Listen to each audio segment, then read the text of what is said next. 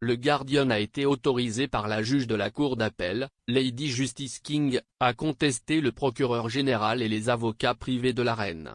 Le journal a déclaré que les médias n'avaient pas été informés de l'audience privée consacrée au testament du duc d'Édimbourg, qui a eu lieu en juillet, et ont donc été empêchés d'y assister.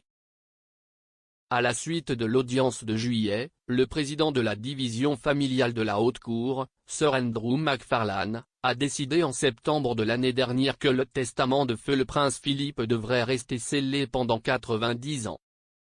Dans sa contestation judiciaire, le journal a l'intention de faire valoir que l'affaire devrait être entendue à nouveau devant la Haute Cour au motif que Sir Andrew n'a pas correctement examiné si les journalistes auraient dû être autorisés à assister à l'audience initiale ou à faire des représentations en faveur de l'autorisation d'y assister.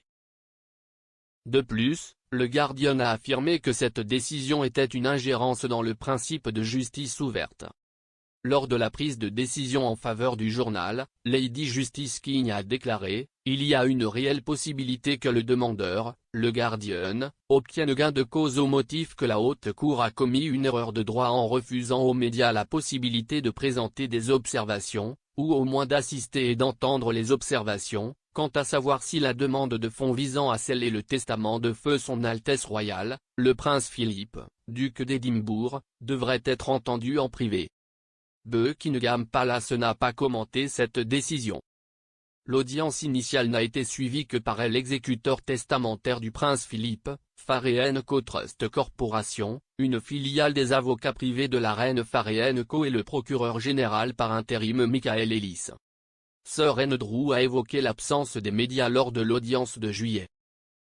Il avait précédemment déclaré qu'il acceptait l'argument selon lequel seul le procureur général peut parler, en droit public, de l'intérêt public, et qu'il n'y avait, légalement, donc aucun rôle pour ceux qui pourraient représenter les médias lors d'une audience, publique ou privée, en avançant toute opinion contraire à l'intérêt public. Lorsqu'il a statué sur la question de savoir si le testament du duc d'Édimbourg devait être tenu secret, Sir Andrew a déclaré dans son jugement publié en septembre « J'ai estimé qu'en raison de la position constitutionnelle du souverain, il convient d'avoir une pratique spéciale en ce qui concerne volonté royale. Il est nécessaire de renforcer la protection accordée aux aspects véritablement privés de la vie de ce groupe limité d'individus afin de maintenir la dignité de la souveraine et des membres proches de sa famille. » Il a également déclaré avoir décidé de tenir l'audience à huis clos car cela serait susceptible de générer une publicité et des conjectures très importantes qui iraient à l'encontre de l'objet de la requête.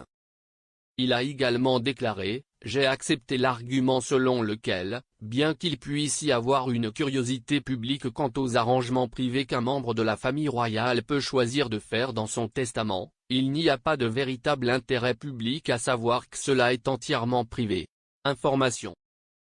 L'intérêt des médias pour cette question, a-t-il ajouté, était commercial. Le juge lui-même n'a pas vu le testament du prince Philippe et n'a rien appris de son consentement autre que la date de son exécution et l'identité de l'exécuteur désigné. La loi britannique stipule que les testaments des membres du public doivent être rendus publics après leur mort. La publication de ces documents est mise en place pour s'assurer de la bonne exécution des prescriptions testamentaires, prévenir les fraudes et alerter les ayants droit.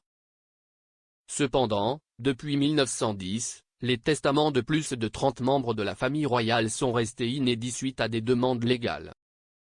Ces dispenses de publication ont été accordées par la Haute Cour à l'issue d'audiences privées. En tant que juge le plus ancien des tribunaux de la famille, Sir Andrew est le gardien d'un coffre-fort contenant les testaments royaux scellés. En novembre, il a publié la liste des membres de la famille royale dont le testament a été scellé, après que leur nom ait été gardé secret pendant plus d'un siècle. Le prince Philippe est décédé au château de Windsor en avril. Son décès est survenu quelques semaines seulement avant qu'il n'ait eu 100 ans.